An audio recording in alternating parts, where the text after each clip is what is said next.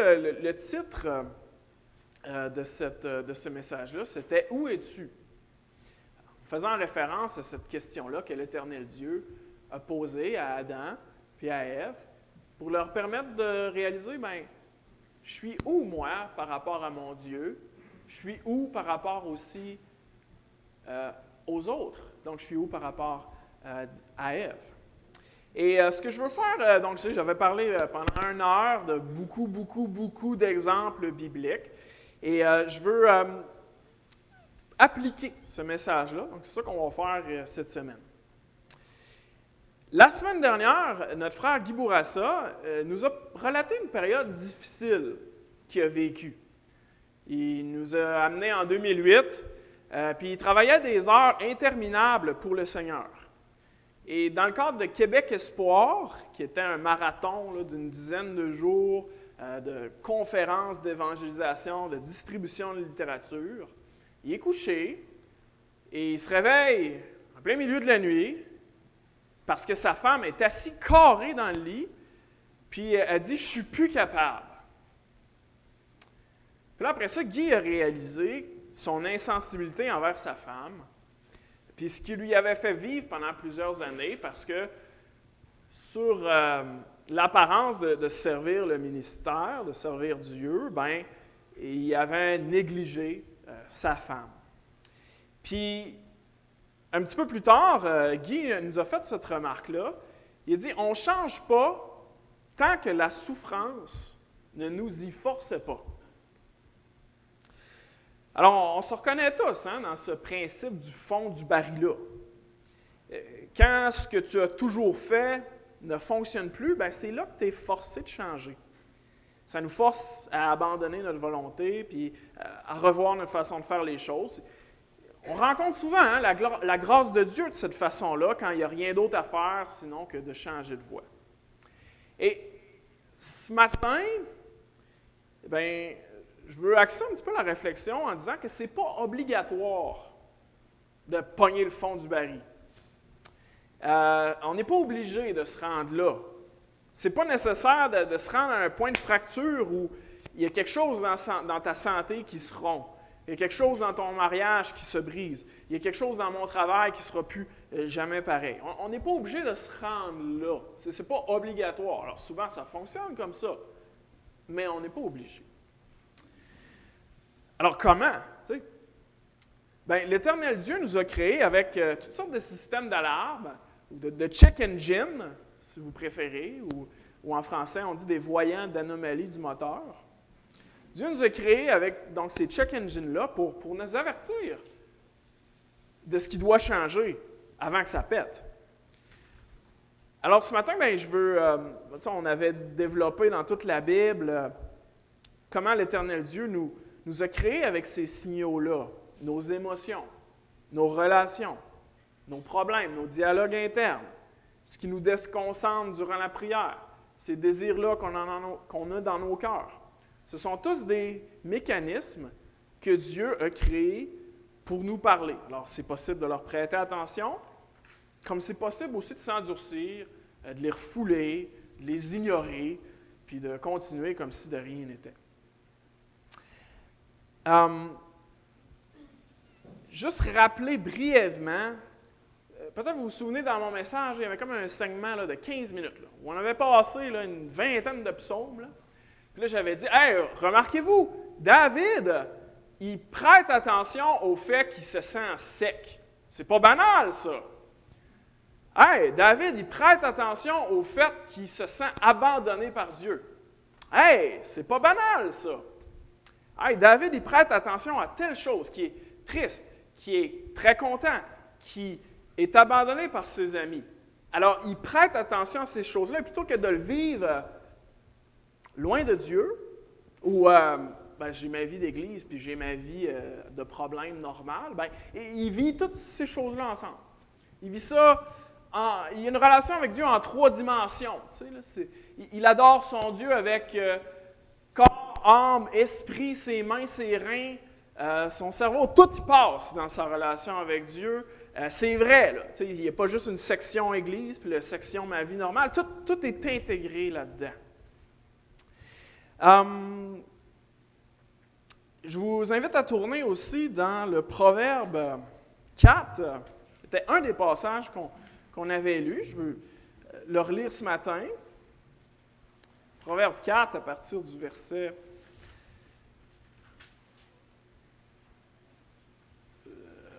23, pardon. Proverbe 4, verset 23. Où on lit, Proverbe 4, 23, « Garde ton cœur plus que toute autre chose, car de lui viennent les sources de la vie. Écarte de ta bouche la fausseté, éloigne de tes lèvres les détours. Que tes yeux regardent en face et que tes paupières se dirigent devant toi. Considère, alors regarde, prête attention, considère le chemin par où tu passes et que toutes tes voies soient bien réglées. Ne te détourne ni à droite ni à gauche et écarte ton pied du mal. » Alors, une des choses qui s'est passée dans l'Éden, quand on a été déconnecté de Dieu, c'est qu'on s'est déconnecté de nous-mêmes. Alors, on a gagné la capacité à être insensible aux autres, à être insensible à ce qui se passe dans notre propre cœur. Et une des choses que Dieu veut ramener à la vie en nous, c'est cette capacité-là à garder, verset 23, garder ton cœur, à observer ton cœur, à pratiquer l'introspection, de tenir un registre serré de ce qui se passe, pas de dire « ferme ton cœur » ou « ignore-le », mais prête-y attention parce que c'est là que se trouvent les sources de la vie. Alors, ce matin, donc, je veux réfléchir un petit peu à ces différentes habitudes-là que nous, comme peuple de Dieu, on peut développer à chaque jour, que ce soit par la prière, la lecture de la Bible et d'autres habitudes connexes, pour que notre vie chrétienne fasse du sens de tous les aspects de nos vies. Pour faire en sorte qu'on puisse peut-être faire des micro-ajustements dans nos vies et non pas attendre de pogner le fond du baril, ce qui parfois est une expérience de grâce, mais qui contient des souffrances qui ne sont pas obligatoires. Hein? Si on peut l'apprendre sans des ruptures, bien, on va tous être contents. Alors, ce que je veux faire, c'est regarder donc quelques disciplines spirituelles. OK, hey, qu'est-ce que c'est ça, une discipline spirituelle? Bien, une discipline spirituelle, c'est n'importe quelle pratique, n'importe quelle habitude que vous avez pour grandir dans votre relation avec Dieu. Alors, discipline spirituelle, bon, ça, c'en est une. Là. Ce qu'on fait ensemble, on est venu adorer un matin. Puis vous êtes venu adorer, probablement pas parce que c'est la chose à faire, quoique c'est la chose à faire, mais parce que vous voulez connaître Dieu. Vous voulez nourrir votre relation avec. OK? De la même façon, ça, c'est une discipline spirituelle, c'est quelque chose que vous faites par habitude pour connaître Dieu personnellement. Bien, il y a d'autres choses dans vos vies que vous faites pour connaître Dieu personnellement. Alors, je vais en passer une coupe. Puis moi, ça m'a fait du bien cette semaine parce que j'ai revisité mes propres habitudes à moi. Parce que des fois, quand on fait des choses avec une certaine fréquence, bien, c'est nos habitudes, on les prend pour acquis, puis ça, c'est de même que je fais ça. Puis des fois, bien, c'est très bien, mais des fois, on a des mauvais plis, puis ça ne va pas accomplir ce qu'on veut que ça accomplisse. Alors, en parlant de discipline spirituelle ou d'habitude spirituelle, bien, tout comme les frères nous ont exhortés ce matin, on veut garder le but, là. Alors, si c'est la prière qu'on pense, si c'est de lire la Bible, bien, pourquoi je fais ça? Est-ce que c'est pour avoir une connaissance encyclopédique des personnages secondaires de la Bible? Non, hein? La raison pour laquelle on fait ça, c'est pour connaître Dieu personnellement. Alors, le but, c'est pas de s'informer, même si on va s'informer. Le but, c'est d'augmenter ma conscience de mon désir d'être en relation avec lui. C'est de satisfaire cette soif-là que j'ai dans mon cœur de l'aimer puis d'être aimé par Dieu. C'est de m'aider à discerner sa volonté. Alors, pensez à vos habitudes. Là, vous voyez votre horaire là, du dimanche au samedi sur les 24 heures que vous avez par journée. Okay, je vous pose la question, là, ayez vos habitudes en tête, vos habitudes spirituelles, vos habitudes qui vous permettent, que ce soit individuellement ou collectivement, comme ici, là, de connaître Dieu personnellement, là, de satisfaire ce besoin-là, de l'aimer, de vous pratiquer à connaître sa volonté. Alors, moi, l'exercice que j'ai fait cette semaine, c'est, je regardais mon horaire, je disais, c'est quoi mes habitudes? C'est quoi que je fais? Puis, de me poser la question, bon, mais telle habitude, est-ce qu'elle m'aide vraiment à connaître Dieu personnellement? Est-ce qu'elle m'aide vraiment à discerner la volonté de Dieu pour savoir ce qui est le bien et le mal, afin de ne pas comme pogner le fond du baril si je peux m'épargner ça, mais faire des micro-ajustements avant de me rendre là. Donc, vous voyez un peu là, le but de l'exercice? On analyse nos habitudes spirituelles, puis on se pose la question, est-ce qu'ils atteignent le but ou est-ce que, je lis la Bible, mais je me sens déconnecté, puis on dirait que ça n'a peu pas de pertinence avec mes relations, avec ma capacité à mieux représenter Jésus. Alors, si c'est ça mon constat, on dirait que c'est un peu déconnecté, je le fais par habitude parce que j'ai toujours eu la capacité d'être discipliné. Ça peut être un moment ce matin pour dire, comment je peux revoir mes habitudes pour peut-être que ça serve le but. Vous voyez, on est d'accord? On est sur la même page? Oui. Super. Avant d'aller dans les détails, juste quelques réflexions. Okay? À mesure qu'on réévalue nos habitudes de discipline spirituelle, peut-être vous dites... moi, dans mon examen de conscience jusqu'ici, je réalise que j'ai aucune habitude spirituelle à part le dimanche matin. Moi, je vous encourage, à mesure que vous réfléchissez là-dessus, à développer des habitudes qui sont réalistes. Alors, des habitudes qui sont réalistes, c'est-à-dire faciles à maintenir et motivantes. Alors, vous dites ce matin, OK, je veux commencer à prier personnellement dans ma vie, alors je vais faire comme George Mueller, qu'on a entendu parler à l'Église. Je vais commencer ma nouvelle habitude spirituelle de prier de 2 à 3 heures chaque matin. Alors, le sentiment, il est noble, mais ce n'est pas tout à fait réaliste. Là. Si vous fixez ça comme objectif, je vous suggère que probablement que vous allez rapidement être écrasé par ça, que ce ne sera pas réaliste et que vous ne pourrez pas le maintenir sur une longue période. Alors, le but, ce n'est pas de faire comme un tel. Le but, c'est d'avoir une habitude régulière qui nous permet de rencontrer Dieu personnellement, qui nous permet de se sentir étanché dans cette soif-là de son amour, de réfléchir un peu. Alors, le but, ce n'est pas de dire, OK, je vais prendre l'affaire la plus extrême, là, puis je vais la faire. Le but, c'est simplement, moi, devant mon Dieu, j'ai une habitude qui me nourrit. Alors, si tu as un problème à maintenir une discipline spirituelle, aussi assez rapidement, ça devient lourd, c'est probablement parce que ta routine, elle est trop difficile. Si c'est trop dur, tu ne le feras pas. Alors, un petit peu, c'est infiniment plus que rien pantoute. Puis souvent, là, la régression, donc faire quelque chose de plus facile, c'est la route vers la progression.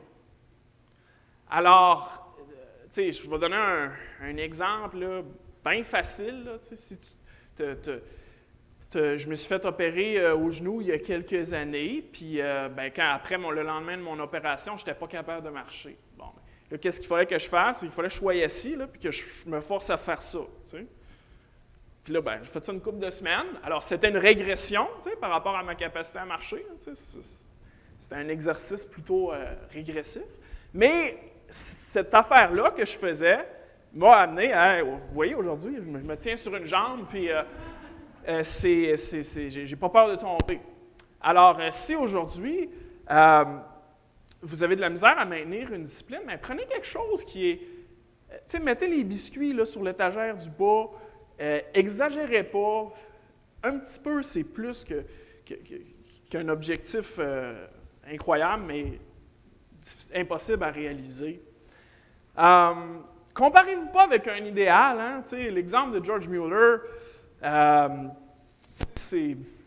va pas vous servir, ça. Peut-être que ça peut vous inspirer, vous dire hey, « j'aimerais ça, prier plus », mais le but, là, c'est pas d'impressionner personne. Le but, c'est de connaître Dieu personnellement, de l'adorer, que ce soit des moments vivifiants, que ça vous donne de la vie de Dieu au travers de tout ça. C'est pas d'impressionner personne. Peut-être aussi vous avez des difficultés d'ordre pratique. Mettons, hey, j'aimerais ça lire la Bible, mais je comprends rien. Ou j'ai de la misère à faire des liens, puis on dirait que ça ne débouche pas dans ma vie. Bien, c'est correct.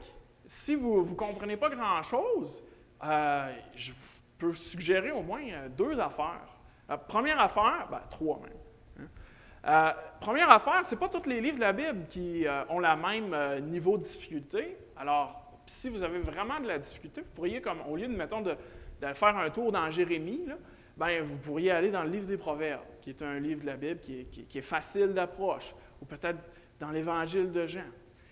Ça, c'est une première suggestion. Une deuxième suggestion, ça serait simplement de le dire, hein? Pas le dire devant tout le monde, là. Peut-être qu'on n'est pas à l'aise avec ça, mais moi, c'est ma job, hein, d'aider les gens à grandir dans leur compréhension de la parole de Dieu, puis ça va nous faire plaisir de vous aider à faire des pas là-dedans.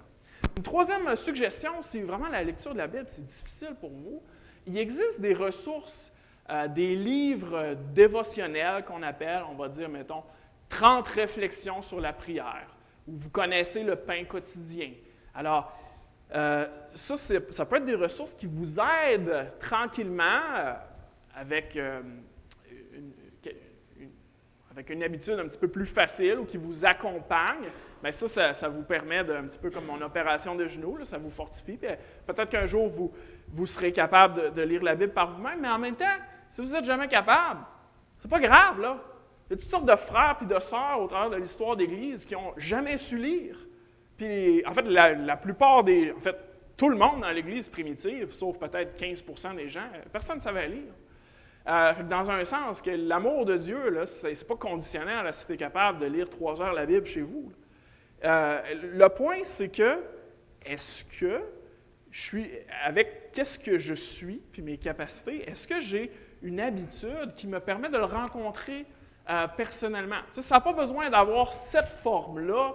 Je passe 10 heures dans les langues originales, puis je ressors avec des révélations secrètes. C'est pas ça le but. Le but, c'est de connaître Dieu personnellement. C'est bon? OK? Je vous encourage à... OK, fait réaliste. OK? On est dans la réalité ici. Deuxièmement, concret. Hein? Alors, voyez votre horaire. Je veux me développer une habitude. Fait que si votre habitude, c'est « je veux lire la Bible » ou « je veux prier », c'est sûr que vous êtes comme en train de faire le plan de jamais y arriver, là, parce que c'est pas assez précis. Tu aimerais ça prier, quand est-ce que ça va être? Tu aimerais ça lire? Combien de chapitres fréquence? C'est-tu 2 fois par semaine que tu aimerais ça avoir tel temps pour lire la Bible? Essaie d'être concret. Être concret, puis aussi d'être réaliste. Là. C'est sûr que plus tu mets ça bas, plus tu te donnes la chance de réussir, puis après ça, de même d'excéder ton but.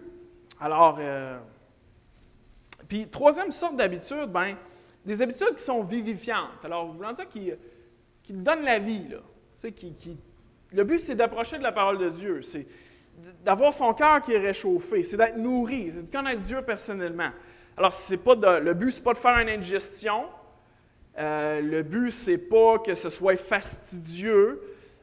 C'est pas, d'avoir une connaissance encyclopédique. C'est pas non plus de ressortir accablé de culpabilité.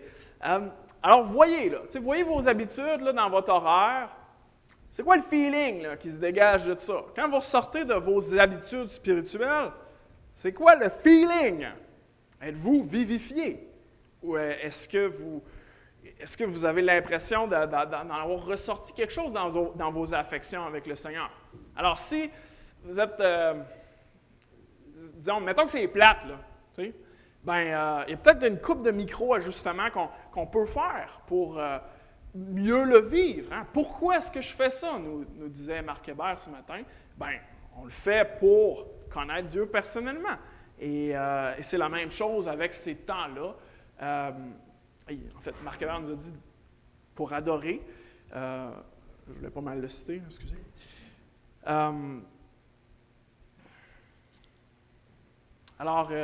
C'est ça, on veut que ce qu'on fasse serve vraiment le but. Dernière sorte d'habitude que je veux vous parler, c'est des habitudes qui sont en 3 dimensions. Des habitudes qui sont en 3 dimensions. Alors, Dieu vous a créé complexe. Je vous regarde, vous êtes des gens extrêmement complexes, et moi-même, et c'est fascinant. Et c'est Dieu qui nous a voulu ainsi quand nous sommes créés à son image. Alors, il faut que chacune des parties de votre être soit impliquée là-dedans. Alors, la raison pour laquelle, disons, dans les psaumes et à l'Église évangélique de Chicoutimi, il y a de la musique, disons, louer Dieu avec les cymbales, c'est parce que les cymbales, dans notre cerveau, ça nous donne le goût d'être joyeux, tu sais. Puis Dieu nous a créés avec des émotions, ça va de la joie jusqu'à la colère, et chacune de ces choses-là sont à inclure dans notre relation avec Dieu. C'est la raison pour laquelle les chrétiens jeûnent, parce que dans mon corps, quand je jeûne, il y a quelque chose de physique qui se passe, qui connecte avec le spirituel. J'ai faim de Dieu. Alors, des habitudes en 3 dimensions. Si je lis la Bible uniquement avec ma tête, là, comme je dois extraire le principe, là, puis disons que si le culte personnel que vous faites pourrait aussi être produit par une intelligence artificielle qui est comme capable de lire la Bible et de trouver le principe général, c'est plus que ça qu'on veut, hein, comme chrétien. Et certainement, on veut comprendre le sens de la Bible, ce que ça veut dire objectivement, mais on veut que ça vienne rencontrer nos circonstances. Alors, en 3 dimensions, des habitudes qui sont en 3 dimensions, mais qui prennent en compte toutes les dimensions de notre être, cœur, corps, âme, esprit, émotion, intellect, main, rein, toutes les 1000 façons que la Bible nous parle de cette complexité d'être que nous sommes. Alors, par exemple, certaines personnes lisent la Bible chaque jour ou écoutent des sermons régulièrement, mais ils le font en demeurant uniquement sur le plan de l'intellect et en étant émotionnellement détachés d'une rencontre personnelle avec Dieu. Alors, par exemple, vous savez que j'étudie la théologie à l'Université Laval. La plupart de mes collègues, c'est simplement une entreprise intellectuelle. Mais qu'il n'en soit pas ainsi avec nous. Hein? On veut que quand on s'approche de Dieu, que ce soit personnellement, collectivement, chacune des fibres de notre être résonne. Tu sais, juste dans le nom de l'Esprit Saint, le mot « esprit », c'est la même chose en grec et en hébreu pour le souffle ou la respiration. Tu sais, il est dans chacune fibre de notre être, il est jusque dans tes poumons, là, dans un certain sens. Alors, je me répète, mais le point, c'est qu'on cherche à rencontrer l'Éternel. Ce n'est pas quelque chose de banal quand je m'assis pour faire ma lecture quotidienne. Quand vous vous asseyez pour faire votre lecture quotidienne, c'est pas banal. Je lis, là. Tu n'es pas en train de lire, tu cherches à rencontrer l'Éternel. Alors, évaluons donc nos habitudes en conséquence. Je vous donne un exemple qui est très appliqué. Ça vient d'un livre ça s'appelle « À l'ombre de la croix ». C'est comme un compagnon là, pour les gens qui... c'est comme un compagnon spirituel pour les gens qui sont en réhabilitation de troubles de compulsion sexuelle. Puis c'est une discussion sur les habitudes spirituelles. Puis je trouvais que ça illustrait bien un petit peu la déconnexion qu'il peut y avoir. Alors, l'exemple est un peu extrême, là, mais je trouve ça parlant. Alors, Debbie est une femme qui venait de commencer son processus de guérison d'une addiction sexuelle. Elle luttait avec l'anxiété et la dépression, qu'elle avait longtemps masqué par ses comportements sexuels addictifs. Elle croyait au pouvoir transformateur de la prière et s'était engagée à prier chaque jour. Mais parce qu'elle n'avait pas encore commencé à faire face à la honte autour de son comportement sexuel, ses prières étaient détachées. Alors, elle priait parce qu'elle avait l'habitude de prier, mais c'est comme elle avait deux vies. J'ai ma vie spirituelle, là, puis là, j'ai l'autre vie à côté, là, la vie de honte. Puis parce que dans son cœur, elle avait comme tué cette porte-là de son cœur, elle n'était pas capable de sentir Dieu.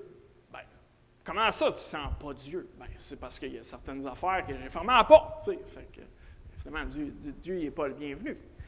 Mais même si elle priait chaque jour, elle ne s'ouvrait pas à Dieu. En fait, elle se fermait émotionnellement à cause d'une peur inconsciente que Dieu la rejette. Le résultat fut que ses prières lui semblaient être inutiles, et ainsi, elles devinrent de plus en plus sporadiques, espacées. Alors, quand je parle d'habitude en 3D, là, comme faire face à tout ce qui est dans notre cœur doit être présenté devant Dieu, parce que si on ne le fait pas, on va savoir qu'on ment à Dieu, et donc, logiquement, c'est sûr qu'on ne connectera pas avec. Alors, en 3 dimensions, on ne fait pas les choses mécaniquement parce que, c'est une formule à faire, c'est comme un code sur l'ordinateur, on le rentre, ça marche. Non, c'est une rencontre personnelle, alors tout ça, c'est basé sur la vérité. OK, ça, c'est ma petite préambule. OK, vous voyez votre horaire devant vous, du dimanche au samedi. Vous avez 24 heures d'une journée. On veut avoir des habitudes qui sont réalistes, concrètes, vivifiantes, puis en 3 dimensions. Okay? Chacune des affaires de notre vie.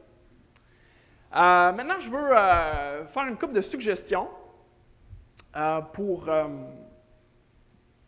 aller dans le sens de ça. Je vais commencer par parler de la prière. Alors, quand vous priez, moi, dans les derniers mois, ça m'a beaucoup parlé de réfléchir à la position de mon corps. Vous remarquerez, le prochain mercredi soir à l'église, quand on est en cercle ou quand vous êtes chez vous pour les repas ou quand vous priez personnellement, est-ce que vous vous dérangez avec votre corps? Tu sais, là, tu es assis, tes mains en face, là, puis là, est-ce que je me dérange avec mon corps? Je m'arrache les cuticules pendant que je prie? Est-ce que je fixe à quelque part puis ça me dérange? Je vous suggère, étant donné que vous êtes créé complexe, de prier avec votre corps. Portez attention à votre respiration.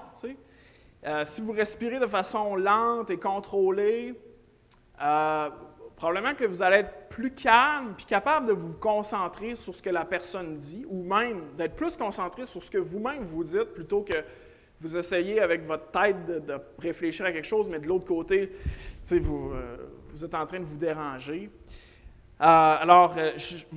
Moi, j'ai retrouvé un certain profit à avoir les 2 pieds fermement plantés à terre, d'avoir les mains relaxes, de faire un effort pour ne pas être comme crispé ou d'être dans une position où je me dérange. Alors, première affaire, quand je réévalue mes habitudes, honnêtement, juste ça, j'ai trouvé que ça a fait une différence dans ma capacité à me concentrer, puis même à réaliser que des fois, quand je prie, je suis anxieux. Parce que là, si dans mon corps, je suis vraiment tendu, là, d'habitude, je n'y porte pas attention, mais là, si je réalise, je suis vraiment crispé. Alors, là, il y a comme de quoi entre mon corps et ce que je prie qui vient correspondre ensemble. Première affaire, prier avec son corps. Deuxième chose, prier avec son cœur. Alors, je vous le rappelle, est-ce que je parle de tout à l'Éternel? Ou est-ce que je me déconnecte, comme Déby dans l'histoire précédente? Si je ne suis pas connecté avec mes souffrances ou avec mes peines, parce que je les refoule, je ne peux pas recevoir la consolation qui vient de Dieu. Alors, si je ne suis pas connecté avec ce qui se passe dans mon cœur parce que je le refoule, je ne peux pas recevoir la consolation qui nous vient de Dieu.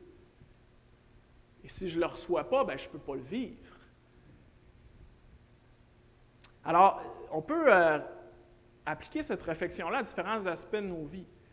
Alors, si je ne suis pas honnête avec mon péché dans ma vie, les secrets que je maintiens, les justifications que je me donne pour mes mensonges, je ne peux pas rencontrer personnellement. Tu sais. J'ai cette portion-là de ma vie que Dieu va être complètement absent parce que je me mets à moi-même et je mets à Dieu. Si je ne suis pas connecté, disons, avec un deuil ou avec un désir dans ma vie qui n'a pas d'expression, si je ne suis pas honnête avec ça, je ne pourrais pas recevoir la consolation de Dieu sur cet aspect-là de ma vie. Si il y a quelque chose que je refoule et qui n'est pas connecté avec ma foi, je ne pourrais pas recevoir la consolation qui vient de Dieu. Alors, quand je dis prier avec son cœur, c'est d'avoir fermement cette attente-là que Dieu veut nous rencontrer dans nos circonstances. Dans 1 Roi 19:12, on parle que la voix de Dieu est comme un murmure doux et léger. Il n'est pas comme la tornade, il n'est pas comme une tempête. Sa voix est comme le murmure doux et léger. Alors, à mesure qu'on le rencontre dans nos circonstances, ayons pas en tête le Dieu plate, le Dieu pharisien, mais ce Dieu-là qui va vouloir nous rencontrer, nous donner sa consolation, même avec toutes ces choses-là qui caractérisent notre monde et qui sont difficiles à vivre. Je veux maintenant parler de prier avec sa pensée. Hein? Dieu nous a donné un cerveau, on va s'en servir. Alors, quand je vais à la place du royaume, ou si vous êtes nouveau dans la région, là, quand je vais au centre d'achat, j'ai une endurance limitée. Alors, je choisis à l'avance où je veux aller pour être certain que je vais faire ce que je veux faire. Alors, si vous dites, je remarque, je veux prier. Bon, mais si tu veux prier, c'est comme aller magasiner, là, tu peux magasiner toute ta vie si tu veux.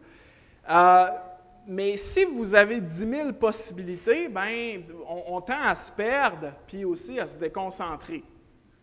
Alors, quand vous priez, il y a bien des choses sur lesquelles vous pouvez prier, et je trouve personnellement profitable de savoir un petit peu qu'est-ce que je veux faire dans ma prière. Alors, je vous donne un exemple. Le jeudi 10 octobre dernier, j'avais une rencontre avec Maxime et Pierre, une rencontre d'anciens, puis on a prié pendant 45 minutes ensemble. Alors, qu'est-ce qu'on fait pendant 45 minutes ensemble? On peut faire 10 000 affaires, mais c'est sûr que si tu fais 10 000 affaires, tu vas finir par rien faire.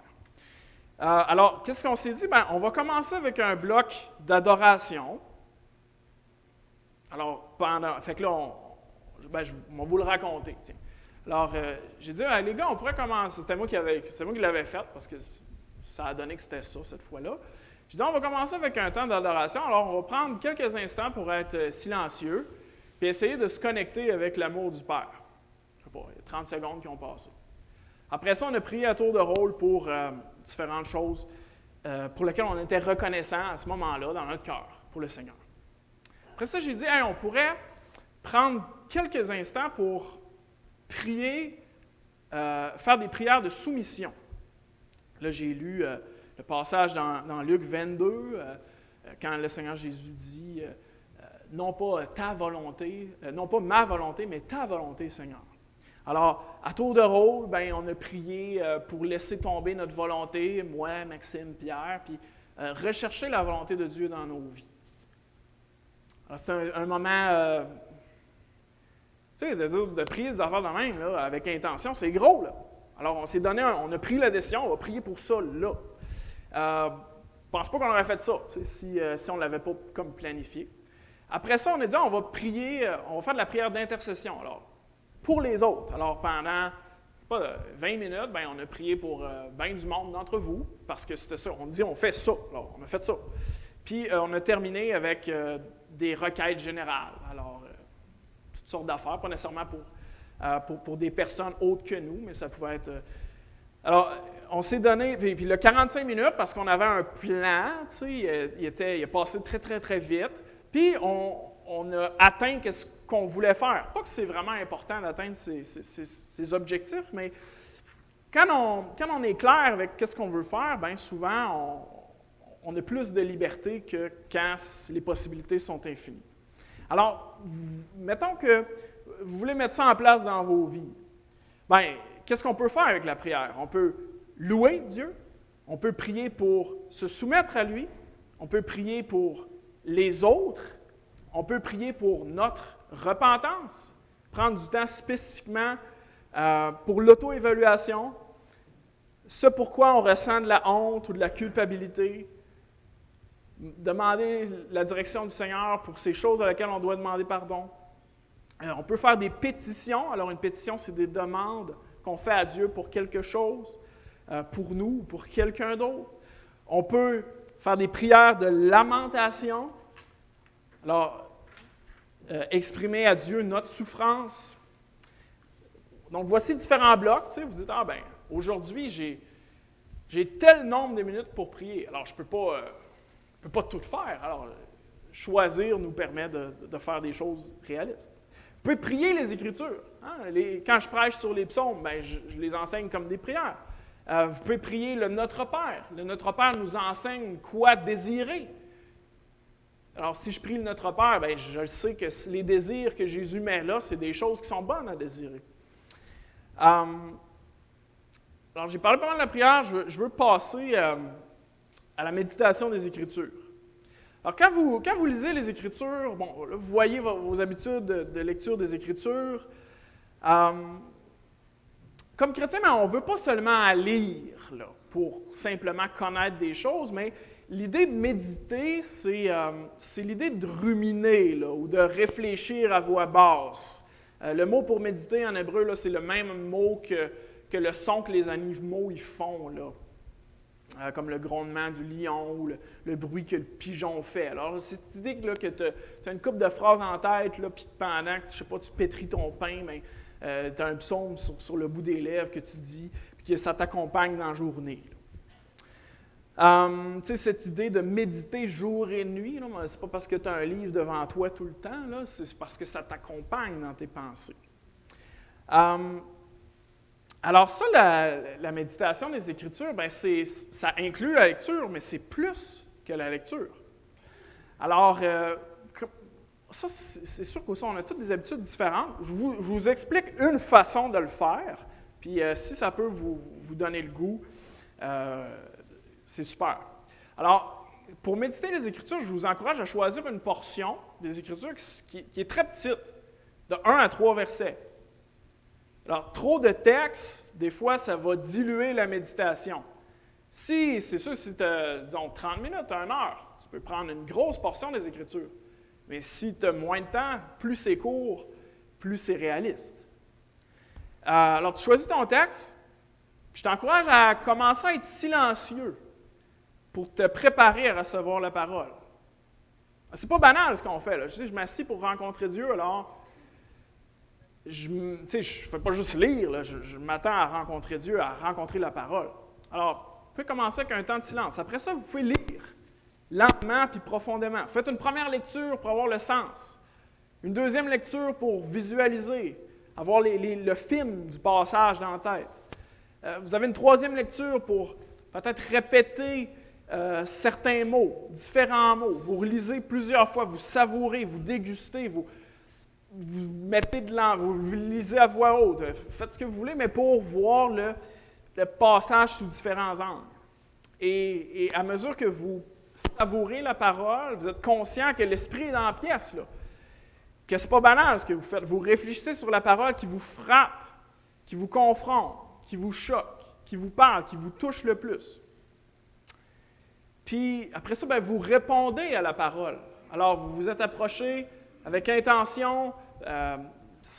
Moïse s'est approché du buisson ardent en enlevant ses souliers. Vous vous approchez de la parole, vous pouvez garder vos souliers, vos pantoufles, mais vous le faites avec intention. Vous le faites, c'est pas banal, je ne fais pas juste lire, là, je viens rencontrer Dieu. Et là, vous répondez, vous venez de méditer la parole de Dieu, répondez à Dieu en ouvrant votre cœur pour exprimer vos pensées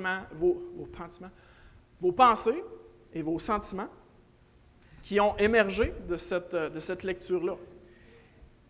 Puis, terminez en contemplant ce que vous venez de vous voir. Alors, je vous donne un exemple de mes habitudes à moi. Alors, le matin, je lis la Bible un certain nombre de temps. Puis là, après ça, je vais choisir de 2 à 5 versets. Disons que j'ai lu, je ne sais pas, tel nombre de chapitres, mais je ne peux pas logiquement méditer là-dessus, c'était complètement impossible. Alors, je choisis de 2 à 4 versets, idéalement une unité de pensée, puis je fais les étapes que je viens de faire. Alors, je prends un petit temps pour me calmer. Je viens de faire un exercice principalement intellectuel en lisant. Alors, je me calme, je suis silencieux, je lis profondément, je savoure, je relis, je me fais le film dans ma tête. Est-ce que, Seigneur, il y a quelque chose en particulier que tu me communiques là-dedans? Puis, c'est pas arbitraire non plus, là, je comprends le passage, là, je viens de le lire. Là. Et après ça, je veux répondre à la parole de Dieu avec ce qui vient de me frapper. Alors ça, c'est une façon d'aborder la méditation. Il y en a d'autres. La meilleure façon là, de méditer, c'est elle que vous allez faire. OK? Le point, c'est que le but, ce n'est pas d'avoir la technique d'un tel ou d'un tel. Le but, c'est de faire ce qui va vous vivifier, qui va vous amener à rencontrer la parole de Dieu. Alors moi, ça marche pour moi. J'en tire un grand profit. Ce qui est important, c'est que vous ayez ce qui marche pour vous. Je termine... non, je ne termine pas. Je vous présente une autre... la mémorisation, c'est une autre discipline spirituelle. Alors, nos enfants à l'école dimanche, ils apprennent des versets. Et les adultes, eux autres? Oui! Hein? Fait que je vous rappelle ça. 1 Corinthiens 3:11. C'est dans nos devoirs cette année d'apprendre ça. Cacher la parole de Dieu dans le cœur, c'est bon pour les enfants, c'est bon pour papa, maman, c'est bon pour Marc-André. Fait qu'on continue de méditer, de cacher la parole de Dieu qui va nous accompagner dans nos cœurs quand il y a devant une embûche qui se dresse devant nous. La prédication, c'est aussi une autre pratique spirituelle. Alors, tu sais, c'est pas banal. On veut écouter la prédication avec un cœur qui est ouvert, mais aussi avec notre tête. Là. C'est sûr que si on est toujours appelé à discerner, évidemment. Je vous présente une autre habitude qui est de tenir un journal. De tenir un journal pour prêter attention à ses émotions et ses sentiments. Alors, tenir un journal, donc d'écrire dans un petit journal, c'est une façon éprouvée de prêter attention à ce qui se passe dans notre cœur. Alors, je vous ai imprimé, si ça vous intéresse, si vous êtes le genre de personne qui écrivait ou qui voulait apprendre à faire ça, bien, je vous ai écrit des petites instructions sur comment pratiquer cette discipline spirituelle-là. Alors, si ça vous intéresse, j'ai une vingtaine de feuilles. Sinon, je vous l'envoie par PDF, par courriel. Mais tenir un journal nous permet de faire toutes sortes de choses comme vraiment d'être conscient de ce qui se passe dans nos cœurs. Alors, plutôt que d'ignorer notre cœur, de le refouler ou de compenser par des choses, bien, tenir un journal, ça nous permet d'être honnête puis introspectif. Alors, quand je dis tenir un journal, bien, à quoi je fais référence? Vous pouvez vous acheter un journal. Moi, le mien, je l'ai pris chez Dollarama. Ça a coûté 2 $. Puis, environ 1 à 2 fois par semaine, je vais écrire dedans. Une entrée, puis ça peut être quelques mots, quelques pages. Il n'y a pas de longueur obligatoire. Vous n'êtes même pas obligé de faire des phrases complètes. Et dans votre journal, vous pouvez inclure, premièrement, ce que vous vivez dans votre relation avec Dieu. Alors, vous pouvez écrire vos prières, des réponses à des prières, des pensées, des citations marquantes, des versets, des méditations. Je ne sais pas, vous avez médité ce matin, puis là, vous avez pensé ça, puis vous voulez le prendre en note. Vous avez le droit. Des interactions avec le peuple de Dieu. Je suis allé à l'Assemblée, puis Anna m'a dit ça, puis ça m'a édifié. Des réalisations, des notes de sermon. D'autres choses que vous pouvez observer, c'est ce qui se passe dans votre cœur. Alors, aujourd'hui, quand un tel a fait ça, j'étais en colère. Vous pouvez noter vos sentiments, vos pensées, vos comportements, vos réactions face à des situations, décrire des conflits que vous avez eus, des désirs que vous avez, que ce soit des désirs légitimes ou des désirs illégitimes, des insatisfactions, votre état de santé, vos dialogues internes, vous direz que je suis tout le temps en train de me dire qu'il n'y a personne qui veut me parler puis que je suis poche. Vous notez ce qui se passe dans votre cœur, puis vous notez ce qui se passe dans votre relation avec Dieu. Puis le but de tout ça, c'est que par la foi, là, à mesure que vous faites l'effort d'écrire puis d'être honnête avec ce qui se passe là, bien, vous savez que l'Esprit Saint il est là, à quelque part dans la pièce, puis qui vous guide dans votre sanctification. Vous vous exercez en faisant ça à discerner le bien du mal, de rechercher la volonté de Dieu au travers de la complexité de ce que vous êtes. Alors, si ça vous intéresse, bien, cette petite feuille-là peut vous guider là-dedans. Personnellement, ça me fait extrêmement de bien de faire ça. Ça m'aide à garder mon cœur, comme le dit le Proverbe 4, 23. Alors, en conclusion, je vous invite à regarder là, votre horaire du dimanche au samedi, dans les 24 heures que vous avez dans votre journée. On a tous des habitudes spirituelles. On veut que...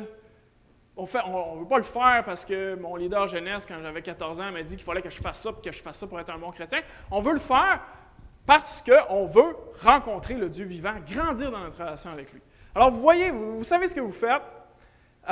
Est-ce que c'est vivifiant? Est-ce que ça accomplit le but?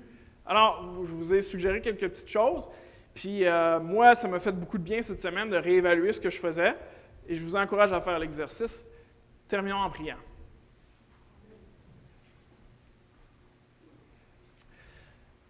Notre Dieu, merci parce que ce matin, en ayant les yeux fermés, on sait que nous t'adorons en esprit et en vérité, car nous nous approchons de toi par ton Fils précieux, Jésus-Christ, le Fils de l'homme, le Sauveur du monde qui a donné sa vie pour nous. Notre Père, merci car il est la parole et que tu nous as aussi laissé ta parole sous format écrit qui nous laisse savoir ta volonté. Alors, aide-nous à le faire, aide-nous à la rencontrer, guide-nous dans ces habitudes qu'on peut se donner, Seigneur, pour t'adorer, grandir dans notre relation avec toi et qu'on en tire de la joie, tout comme Jésus lui-même est pleinement connecté, était pleinement connecté avec toi et l'est face à face avec toi. Alors, bénis cette semaine et c'est dans le nom de Jésus que je prie ces choses. Amen. Merci de votre attention. Bonne semaine.